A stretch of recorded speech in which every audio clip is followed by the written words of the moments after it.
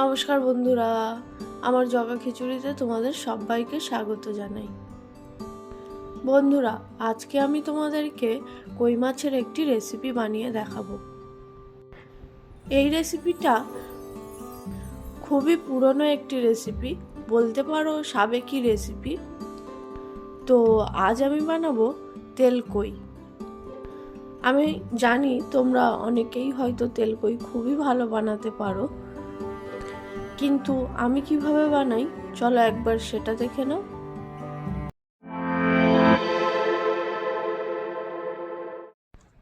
তেল কই বানানোর জন্য 5টা কই মাছ নিয়েছি। এখন কই মাছগুলোকে নুন আর হলুদ দিয়ে ম্যারিনেট করে নেব।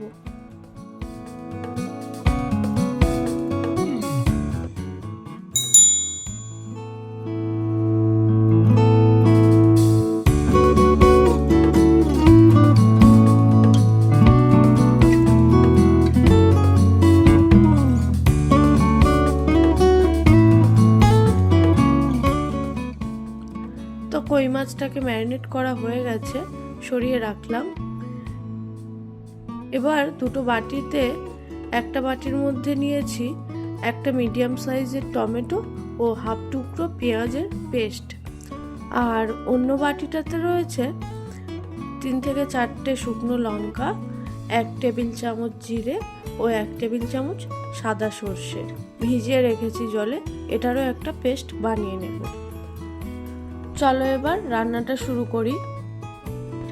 গ্যাসে কড়াইটা চাপিয়ে ওর মধ্যে বেশ কিছুটা পরিমাণ সর্ষের তেল দিয়ে দিলাম। তেলটা গরম হলে প্রথমে মাছগুলোকে ভেজে নেব। মাছগুলোকে খুব বেশি লাল করে ভাজার দরকার নেই, হালকা করে ভাজলেই হবে। খুব বেশি লাল করে ভাজলে মাছের টেস্টটা নষ্ট হয়ে যায়। সবগুলো মাছ আমি একসঙ্গে তেলের মধ্যে দিইনি, অল্প অল্প করে মাছগুলোকে ভেজে নিচ্ছি। তো দেখো, মাছগুলো আমার ভাজা হয়ে গেছে। 1 থেকে 1.5 মিনিট মতো আমি এপিট ওপিট উল্টে মাছগুলোকে ভেজে নিয়েছি। এখন তুলে নেব। একইভাবে বাকি মাছগুলো ভেজে নিলাম, তুলে নিচ্ছি।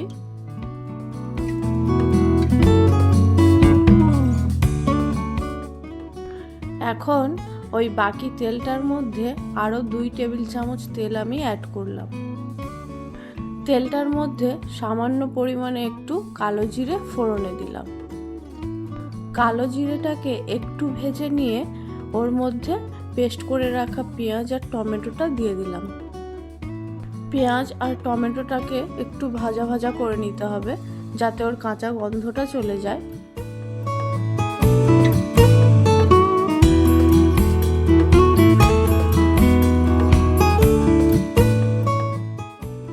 পেঁয়াজ আর টমেটোটাকে একটু ভেজে নিয়ে ওর মধ্যে পেস্ট করে রাখা সর্ষে, জিরে ও শুকনো লঙ্কাটা দিয়ে দিলাম। এখন এই সব কিছুকে বেশ কিছুক্ষণ নাড়িয়ে নিতে হবে।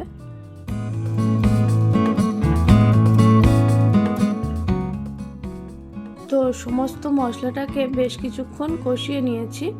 এখন এর মধ্যে পরিমাণ মতো নুন দিয়ে দেব, আর দেব সামান্য হলুদ গুঁড়ো। নুন আর হলুদ গুঁড়োটা দেওয়ার পরেও মশলাটাকে আরও কিছুক্ষণ কষাবো, যতক্ষণ না তেলটা উপরে পুরোপুরি উঠে আসছে।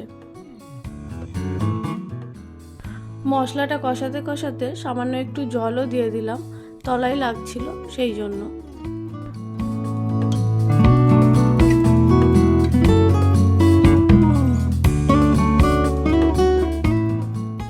তো বন্ধুরা, তোমরা দেখতেই পাচ্ছ মশলাটা খুব সুন্দরভাবে কষানো হয়ে গেছে, তেলটাও সুন্দর উপরে উঠে এসছে। এখন এর মধ্যে পরিমাণ মতো জল অ্যাড করব।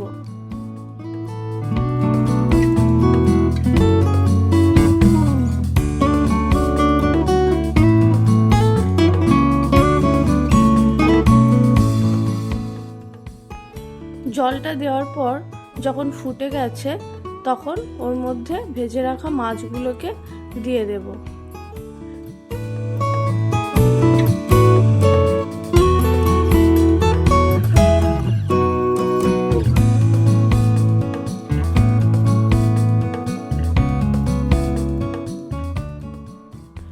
মাছটাকে দেওয়ার পর ঢাকনা বন্ধ করে গ্যাসের ফ্লেমটা লো করে দিয়ে 10 মিনিট এটাকে রান্না হতে দেব।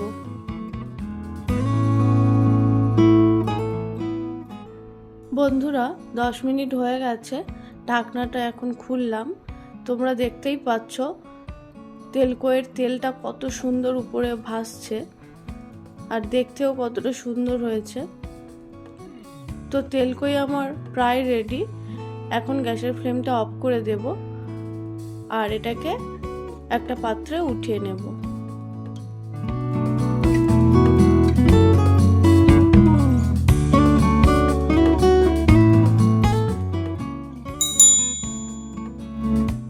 তো বন্ধুরা তোমরা দেখতেই পেলে কত সহজে ও কত কম উপকরণে একটি সাবেকি রান্না আমি তোমাদের সঙ্গে শেয়ার করলাম। আর কম উপকরণ এবং কম সময়ে একটি সুস্বাদু রান্না কে না বাড়িতে বানাতে চায় বলো?